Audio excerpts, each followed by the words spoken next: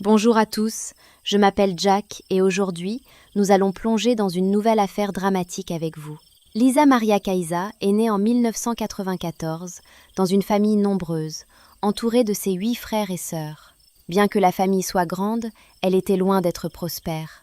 Les parents, absorbés par leurs propres problèmes, ne montraient ni amour ni attention à leurs enfants. Pire encore, des rumeurs circulaient sur des violences et des abus fréquents au sein du foyer. L'histoire que nous allons raconter s'est déroulée en 2020, alors que le monde entier luttait contre la pandémie de Covid-19. Dans un coin reculé de l'Équateur, plus précisément dans la petite paroisse de Pio, à la périphérie nord-est de Quito, des événements terribles se sont déroulés dans l'ombre. C'est là que Lisa Maria Kaisa, femme au regard énigmatique, a vu le jour et grandi. Sa vie allait bientôt devenir un véritable cauchemar équatorien. Ce mardi fatidique du 27 octobre 2020, Lisa envoya plusieurs messages à David, le père de ses enfants. Ces mots étaient empreints de désespoir, car leur relation était déjà presque brisée. Dans ces messages, elle lui avouait son amour et lui annonçait une grossesse inattendue. Mais très vite, elle confiait que la vie n'avait plus de sens pour elle et que l'interruption de cette grossesse semblait inévitable. Toute la nuit, Lisa supplia David de venir la voir, mais il refusa catégoriquement. Ses parents l'encouragèrent également à rester chez lui, et il suivit leurs conseils. Aux premières heures du 28 octobre, les voisins entendirent un faible appel à l'aide venant de la maison de Lisa. En regardant par la fenêtre, ils découvrirent une femme étendue au sol, visiblement malade. Ils se précipitèrent pour lui porter secours et appelèrent immédiatement les secours. « Je m'appelle Elias Moncler. Vous regardez la chaîne Les Ombres du Crime. Merci de regarder mon contenu. Je serai ravi de votre abonnement et like. Bon visionnage. » À leur arrivée, les médecins et la police trouvèrent Lisa dans un état critique, mais encore en vie. Après les premiers soins, elle fut hospitalisée en urgence. Malheureusement, dans la maison, ses 2 enfants, une fillette de 5 ans et un garçon de 9 ans, furent découverts inconscients. Les médecins ne purent rien faire. Leur petit cœur avait cessé de battre. C'est à ce moment-là que les autorités contactèrent David, le père des enfants. Informé de la tragédie, il arriva rapidement sur les lieux, accompagné de son père. On lui annonça que Lisa était hospitalisée et que ses enfants avaient été retrouvés sans vie. Après plusieurs jours de lutte pour sa vie à l'hôpital, Lisa reprit enfin connaissance. Entre-temps, les enquêteurs, guidés par leur découverte, avaient suffisamment d'éléments pour demander un mandat d'arrêt contre cette femme mystérieuse. À sa sortie de l'hôpital, elle fut immédiatement transférée dans un centre de réhabilitation sociale. Les autorités insistèrent pour qu'elle subisse une évaluation psychologique et psychiatrique, son état mental nécessitant une étude approfondie. Dans le cadre du procès à venir, Lisa fut donc placée en centre de réhabilitation où médecins et psychologues commencèrent leur travail. Lors d'un entretien avec un psychologue spécialisé en criminologie, elle se confia sur son enfance difficile, marquée par les disputes et les violences entre ses parents, ainsi que les abus qu'elle avait subis elle-même. Ces souvenirs douloureux avaient profondément affecté son équilibre mental. Les conflits et le divorce de ses parents faisaient partie intégrante de sa mémoire. Cette enfance difficile poussa Lisa à travailler dès l'âge de 11 ans pour pouvoir continuer ses études. Elle voulait fuir sa famille dysfonctionnelle et construire un avenir différent. Le rapport d'expertise révéla également qu'elle avait été victime d'abus. Elle raconta comment, après plusieurs années de mariage, David, son mari, avait changé radicalement. Il avait commencé par l'humilier, puis à lever la main sur elle. Le jour de la tragédie, les enquêteurs trouvèrent sur la table plusieurs verres contenant des résidus de liquide. Ces analyses révélèrent la présence de médicaments contre l'épilepsie appartenant à l'un des enfants, ainsi que d'autres substances chimiques nécessitant une identification. En fouillant minutieusement la maison, les policiers remarquèrent une odeur suspecte dans la cuisine. Sous la buanderie, ils découvrirent une cachette étrange. En brisant la barrière, ils trouvèrent un corps sans vie enveloppé dans une couverture, avec des signes évidents de présence prolongée. Plus tard, l'enquête révéla que ce corps appartenait à Jaime Yan Chagguano, un homme de 28 ans en contact avec Lisa.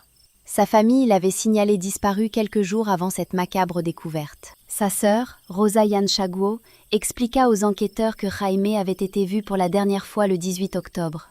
Après sa disparition, Lisa l'avait appelé à plusieurs reprises, s'enquérant de son sort. Elle affirmait avoir reçu un message de Jaime, dans lequel il racontait être retenu de force par des trafiquants de substances illégales qui réclamaient une rançon de 8 000 $. Elle mettait fermement en garde la famille de Jaime contre toute intervention policière. Ce point devint crucial dans une enquête complexe, où les détectives devaient non seulement élucider la tragédie, mais aussi découvrir s'il y avait d'autres victimes cachées. Lors de son interrogatoire, Lisa expliqua qu'en 2020, alors qu'elle travaillait dans une usine de biscuits, elle avait rencontré Jaime Yan Chaguano. Selon elle, il était simplement un ami. Lisa cherchait à renouer avec son mari, qui, prétendait-elle, comptait faire chanter Jaime pour obtenir de l'argent.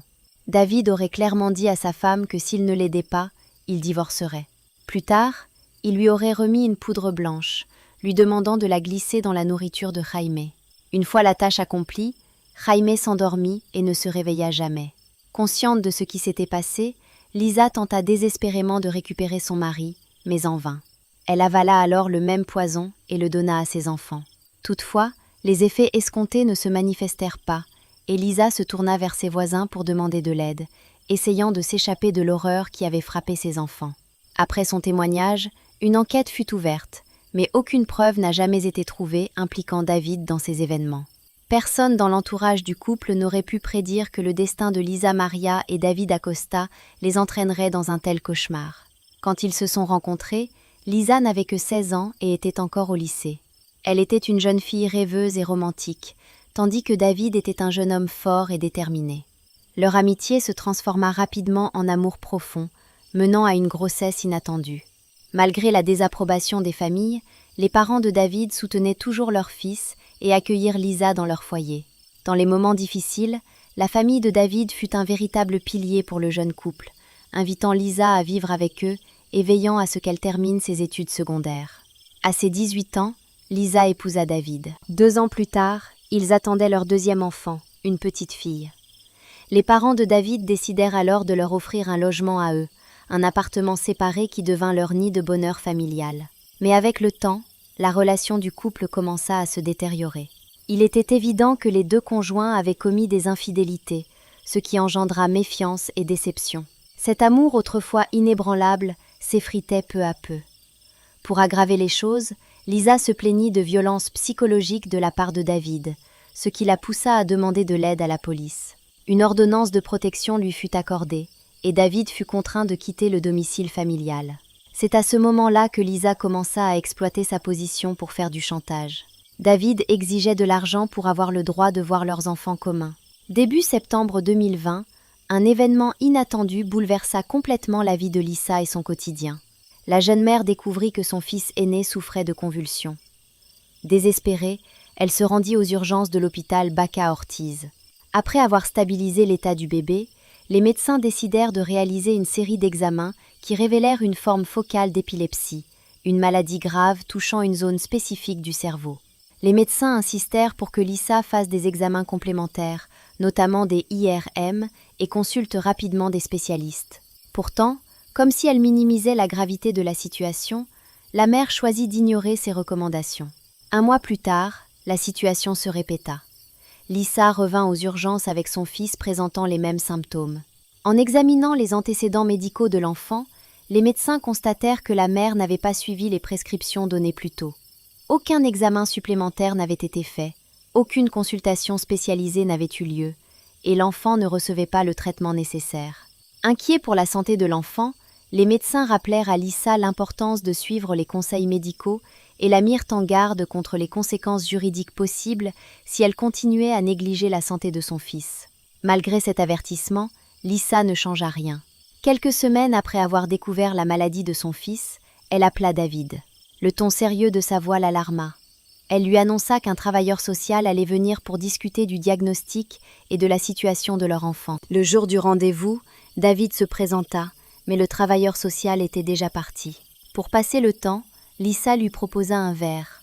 Mais en le buvant, David se sentit soudain très mal. Son état se dégrada rapidement, et le travailleur social n'étant pas là, il décida de rentrer chez lui pour prendre quelque chose contre son malaise. Le lendemain matin, David se réveilla dans un état déplorable. Sa langue était engourdie, il avait du mal à parler, chaque mouvement lui causait de la douleur et ses yeux le brûlaient. Ses parents insistèrent pour appeler une ambulance. David fut hospitalisé plusieurs jours. Les tests révélèrent la présence d'une substance psychoactive dans son organisme. N'ayant rien consommé de tel, il en conclut que quelqu'un avait sans doute glissé cette substance à son insu dans un lieu public. Reconnaissant d'être encore en vie, il comprit que les conséquences auraient pu être bien plus graves. Au début d'octobre 2020, Lisa décida d'engager une nounou pour ses enfants. Sa cousine Patricia lui recommanda son amie Bertha, une femme responsable de 48 ans à la recherche d'un emploi. Le lundi 5 octobre, Bertha arriva chez la jeune mère. Lisa la pressa de prendre une pilule qu'elle disait être un remède naturel très efficace pour prévenir l'infection au Covid-19 qui sévissait alors à son apogée. Convaincue, Bertha avala ce médicament et entra dans la maison. Elles s'assirent pour discuter des responsabilités liées à la garde des enfants. Quelques minutes plus tard, Bertha commença à se sentir mal, souffrant de maux de tête et de troubles gastriques, avant de vomir. Peu de temps après, Patricia arriva. Elle avait tenté de joindre sa cousine à plusieurs reprises sans succès, ce qui l'inquiéta. En entrant, elle trouva Bertha presque évanouie sur le canapé. Lisa lui expliqua la situation en exprimant son inquiétude. Apprenant que Lisa n'avait toujours pas appelé les secours, Patricia prit l'initiative de le faire elle-même. Les médecins arrivèrent et transportèrent Bertha à l'hôpital où son état fut stabilisé. Le diagnostic révéla un empoisonnement par une substance toxique, souvent liée à certains médicaments. Les médecins conclurent que Bertha ne supportait pas un des composants des pilules contre le Covid-19. Quelques mois auparavant, en juin de la même année, un ancien ami de Lisa, Marus Canto, était décédé d'un empoisonnement. À l'époque, la cause de sa mort était restée inconnue. Mais avec tous ces événements étranges, le cas de Marus attira une attention particulière. Les enquêteurs fouillèrent la maison du défunt et trouvèrent des empreintes digitales de Lisa sur les verres utilisés la nuit précédant la mort de Marus. Ce nouvel élément renforça les soupçons sur une possible implication de Lisa. Mais une nouvelle accusation fut portée contre elle. Sa propre famille fit un signalement choc à la police. Le 2 septembre, lors d'une réunion familiale, Lisa avait proposé à tous de goûter une boisson qu'elle avait préparée. 7 frères et sœurs ainsi que leurs parents en burent et se sentirent aussitôt malades. Heureusement, personne ne mourut, mais la mère de Lisa, âgée de 56 ans, fit un AVC. Le père de Lisa affirma que pendant que les proches cherchaient de l'aide médicale, sa fille vola 1 300 $ dans la maison. L'enquête s'étendit donc, englobant non seulement des crimes contre les enfants et un ex-petit ami, mais aussi un incident mettant en danger la famille de Lisa elle-même. Et ce n'était pas tout. En mai de la même année, un autre événement étrange survint. José Luis Arazzo, un ami de Lisa, fut retrouvé mort chez lui. Quelques jours avant sa disparition, les voisins avaient senti une odeur de putréfaction et alerté les autorités. L'examen initial du corps n'avait rien révélé de suspect et la mort fut attribuée à une crise cardiaque. Mais une des sœurs de José suspecta quelque chose et cacha une bouteille d'alcool trouvée dans le réfrigérateur. La famille de José remarqua aussi des objets manquants dans la maison. Lisa et José étaient amis, et après la mort de ce dernier, la prétendue coupable contacta la famille par téléphone, la voix bouleversée, affirmant que José lui devait une grosse somme d'argent et qu'elle devait réclamer le remboursement. Ce stratagème échoua, mais Lisa appela de nouveau la famille en changeant sa voix pour cacher son identité. Se faisant passer pour une amie de José, elle prétendit être enceinte de lui et vouloir demander une pension alimentaire. Bien que la famille ne crût pas à ces histoires, Lisa ne renonça pas et tenta une 3e fois de les tromper. Elle prétendit savoir qui était responsable de la mort de José et proposa une rencontre pour révéler les détails. Si elle n'avait pas été arrêtée pour le meurtre de ses 2 enfants, la liste des victimes aurait pu s'allonger. Lorsque les médias annoncèrent l'arrestation de Lisa, accusée d'avoir empoisonné 3 personnes, la famille de José alerta immédiatement les autorités. Le corps de José fut exhumé pour une nouvelle expertise médico-légale afin de déterminer la véritable cause de sa mort. Les analyses confirmèrent la présence de poison dans ses restes. Le 22 décembre 2020, une audience fut organisée contre Lisa pour le meurtre de ses 2 enfants, dont les noms et les photos furent tenus confidentiels, ainsi que pour celui de Jaime Yan Chag Guano. Le procès se déroula en visioconférence, en raison des restrictions liées à la pandémie de Covid-19. Lisa était alors en contact avec un centre de réhabilitation sociale. Le procureur a déclaré que Lisa avait administré à ses enfants un mélange toxique d'insecticides et de médicaments antiépileptiques. Lors des interrogatoires, elle a expliqué qu'elle était devenue désespérée et qu'elle ne pouvait pas laisser ses enfants avec son mari David, qui ne s'occupait pas d'eux. Elle a même avoué qu'elle souhaitait leur mort. À la fin de l'audience, le juge a délivré un mandat de dépôt à l'accusé, qui a été placé en détention provisoire en attendant le procès. Le procès des enfants s'est ensuite tenu en 2021 devant le tribunal provincial de Pincha. Le procureur a présenté plusieurs preuves pour établir la culpabilité de Lisa, dont des déclarations de David, qui a révélé le contenu des messages que sa femme avait reçus la veille du drame. Dans l'un d'eux, elle disait qu'elle emporterait avec elle ce qui lui appartenait, faisant référence aux enfants. Elle ajoutait ne pas savoir où elle et ses enfants iraient, au paradis ou en enfer, mais qu'elle avait l'impression d'être déjà en enfer. Lisa affirmait ne pas s'attendre à être pardonnée par son mari, car elle savait qu'il la détestait, et qu'il la détesterait encore plus maintenant. David a également évoqué leur relation instable. Lors de l'audience, une reconstitution du témoignage de l'accusé a été présentée. Lisa racontait avoir avalé 2 comprimés ce jour-là, avoir appelé à l'aide, puis avoir perdu connaissance. Selon la reconstitution menée par le bureau du procureur, la fille est morte alors qu'elle était encore au lit, tandis que son frère aîné a tenté de faire quelques pas pour appeler à l'aide, mais est tombé et est décédé. Le rapport médico-légal a clairement conclu que les enfants sont morts à la suite d'un crime prémédité. Leur décès résultait d'une suffocation due à un œdème pulmonaire et à une intoxication causée par un mélange de médicaments antiépileptiques et d'autres substances non précisées, probablement des insecticides et des désinfectants. Le procureur a également accusé Lisa du meurtre de Jaime Yanchuano, dont le corps avait été retrouvé scellé dans la cuisine. L'accusé était aussi soupçonné d'avoir tenté de tuer David et des membres de sa propre famille. L'audience a soulevé la question de l'attitude irresponsable de Lisa face à la santé de son fils, diagnostiqué avec une épilepsie localisée. La mère avait ignoré les prescriptions pour des examens complémentaires et des suivis.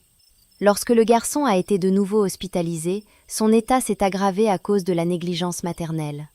Les mises en garde des professionnels de santé n'ont pas modifié son comportement, ce qui a conduit à une menace de retrait de ses droits parentaux. Les enquêtes sur la santé mentale de Lisa ont révélé une personnalité très émotive et dépendante de son environnement. Elle cherchait constamment l'attention et la compréhension des autres, et souffrait d'une anxiété intense lorsque les événements ne se déroulaient pas comme elle l'avait prévu.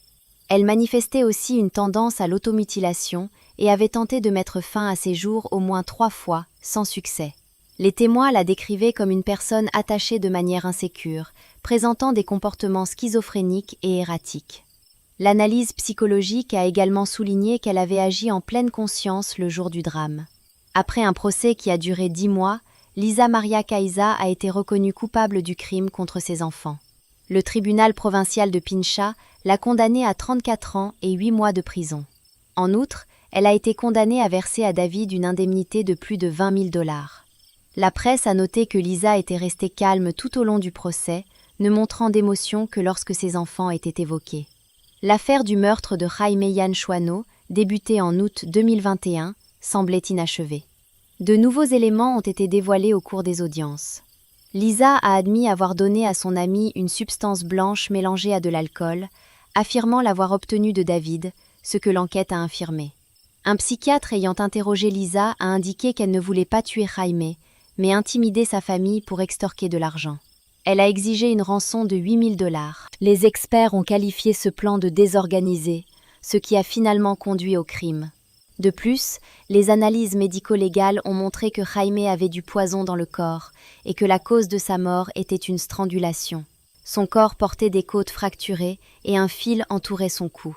Lisa a affirmé qu'après la mort de son ami, elle avait décidé de l'enterrer dans une pièce arrière et de le sceller sous du ciment.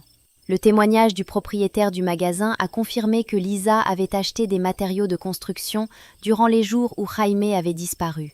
Après les débats, le procureur a demandé un nouveau procès en avril 2022. Lors de cette audience, une accusation supplémentaire d'extorsion a été portée. Lisa avait appelé les proches de Jaime, prétendant qu'il était retenu par un groupe de gangsters et exigeant $8 000 pour sa libération. La défense a mis en avant l'absence de preuves concluantes impliquant Lisa dans le meurtre de Jaime. Malgré cela, elle a été reconnue coupable et condamnée à 22 ans de prison, ainsi qu'à verser 5 000 $ à la mère de la victime. Pendant ce procès, l'enquête sur Marcus Canto et José Luis Arazo, les autres victimes présumées de Lisa, touchait à sa fin. Marcus Canto avait 48 ans. Les tests réalisés après sa mort ont révélé la présence de la même substance que celle administrée aux enfants. De plus, Marcus souffrait d'une sévère inflammation de l'estomac. L'avocat de la famille a affirmé que Lisa avait rencontré Marcus, lui avait offert une bière dans laquelle elle avait mis du poison. Un verre portant les empreintes de Lisa et de Marcus, ainsi qu'un prélèvement contenant l'ADN de la femme, ont été remis aux autorités. Les motifs allégués du meurtre incluaient la jalousie et l'argent. On sait aussi que Lisa avait demandé une aide financière à Marcus, qui lui aurait prêté au moins 120 $. Marcus Canto est la première victime connue de Lisa. Le dénouement de cette affaire, ainsi que celle de José Luis Arazo, demeure inconnu. Ces faits n'ont peut-être pas été rapportés dans la presse, où l'enquête n'a pas encore atteint la phase de mise en accusation et de procès. Au moment de ces crimes atroces, Lisa Maria n'avait que 26 ans.